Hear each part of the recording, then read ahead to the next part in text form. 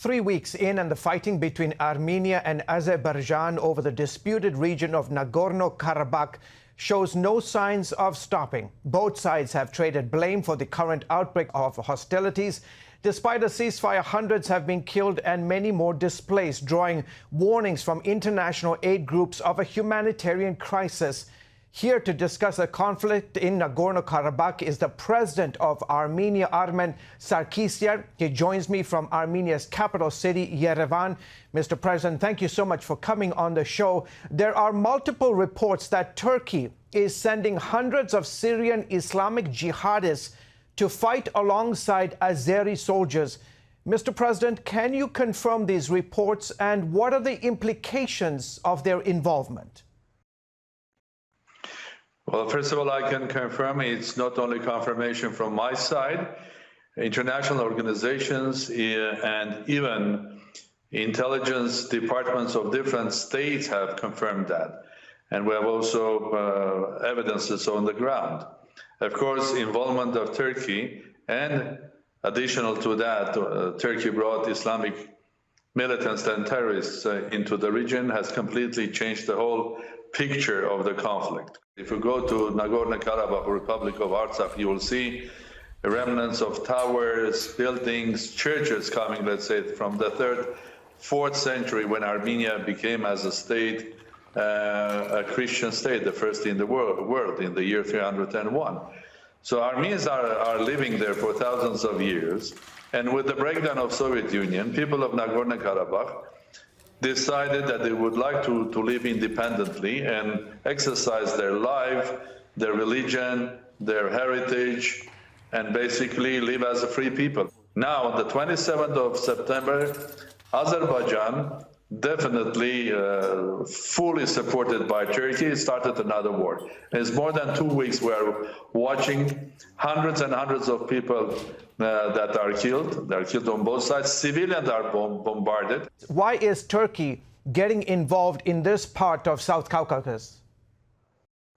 Well, let me just give you a question instead of answer. Why on earth Turkey was involved in Egypt? Why on earth Turkey is involved now in Libya? Why on earth Turkey is involved in Iraq? Turkey was claiming that they are supporting their ethnic brothers, Azeris. But their ethnic brothers go up to Central Asia, go to Mongolia, they go to north of China. So that means they are going to interfere anywhere there. Why on earth they got involved in Syria, a place with an ancient culture, and one of the first that have suffered there were Armenian communities. One of the first that have suffered there was Christian communities, because Turkey has also invaded the north of Syria. They speak about territorial integrity of Azerbaijan, but in the same time, they break the territorial integrity of many countries.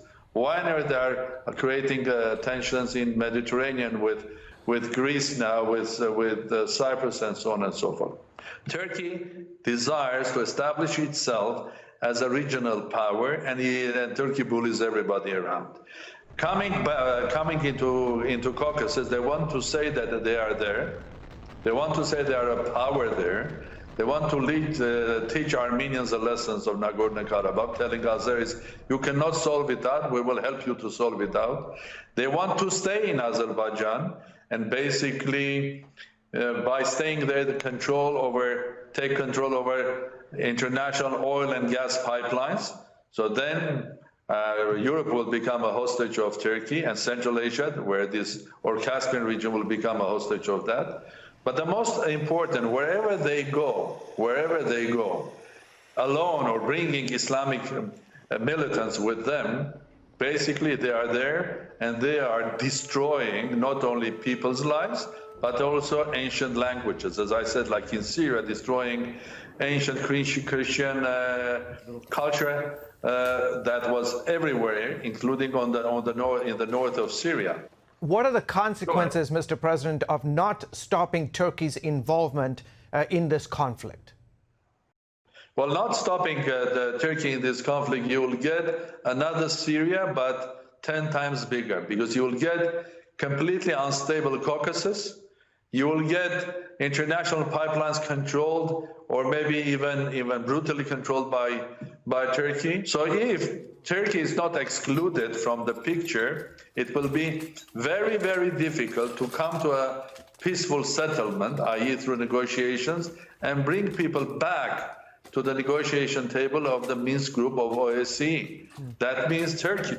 Turkey is the biggest obstacle now for peace process. And to that point, Mr. President, do you see this has historically been viewed as an ethnic conflict? With the emergence of Turkey in this conflict, do you see this as now potentially becoming a religious war between Armenia, which is an ancient Christian nation, and Azerbaijan and Turkey, predominantly Muslim? I would not call it that it will become a religious war, although Turkey is trying to bring these Islamic militants. They are all paid, they are mercenaries. But it is somehow a conflict of different civilizations, different approaches, different cultures. And it's also a conflict that basically, to be mild, is, or diplomatically, while Armenians in Nagorno-Karabakh, clearly they are fighting for their faith, for their culture, for their houses, for their proud history, for their children and grandchildren, for everything.